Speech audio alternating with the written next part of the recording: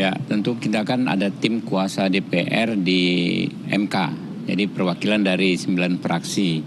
Tetapi informasi yang saya dapat, sebagian rekan-rekan ada kunker keluar daerah, ada juga yang sakit ya, sehingga yang baru konfirmasi hadir 3 orang, saya sendiri dari Gerindra, ada Pak Supriyansa, dan ada Pak Taufik Basari. Berarti ini memang kehadirannya mewakili DPR secara keseluruhan, tidak per fraksi begitu ya Pak? Kami tim kuasa DPR, betul.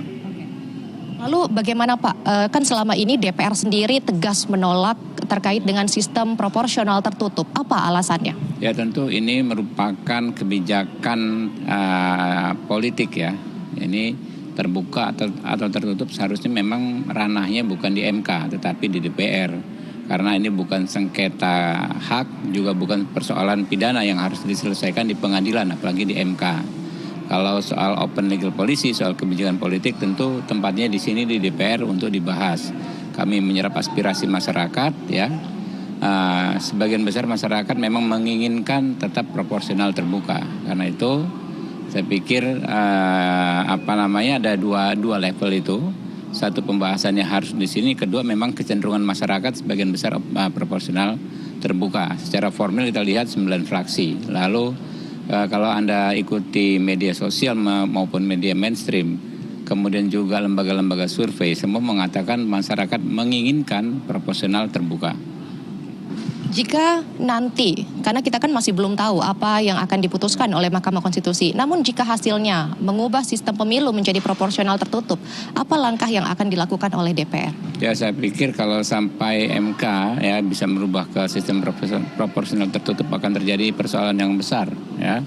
Persoalan besar bisa mengarah kepada ya yang kami khawatirkan bisa mengarah kepada kekacauan politik yang kita tidak menginginkan.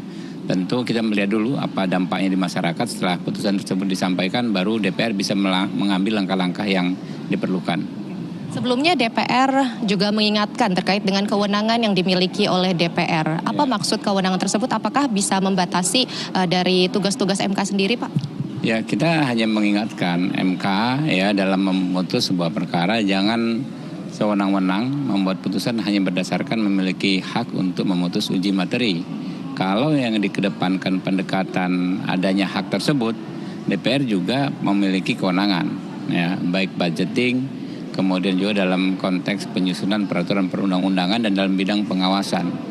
Tentu kewenangan-kewenangan tersebut jika diperlukan bisa kami ambil, ya, sesuai dengan ketentuan undang-undang yang berlaku apabila terjadi situasi yang tidak baik pasca putusan MK.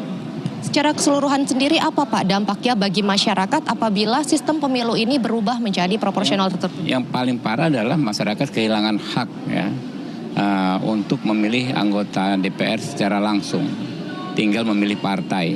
Jadi nggak bisa lagi memilih orang yang mereka kenal, tokoh yang mereka kagumi, kerabat yang mereka support, nggak bisa lagi. Ya mereka hanya memilih partai. Nah itu persoalan besar karena kita sudah menikmati demokrasi ini di 4 pemilu terakhir, masa mau direnggut lagi gitu.